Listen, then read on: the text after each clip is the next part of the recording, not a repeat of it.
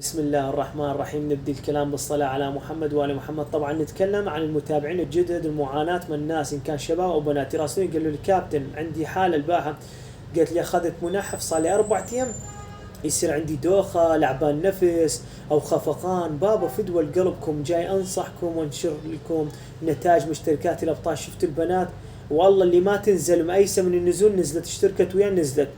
فدوى قلبكم أنا لا أنصح بالمنحفات، كل الدمار.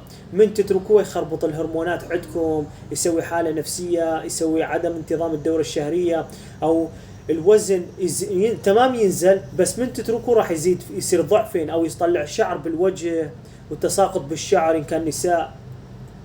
ماكو أحسن من النظام غذائي تمام. ولا حد يقول لي ما عندي وقت، لو يوميا نص ساعة ما يأخر من وقتكم كل شيء، ونظام منتظم بدون حرمان. ما اكو هواي ياكلون وجبه واحده ويريدون يضعفون.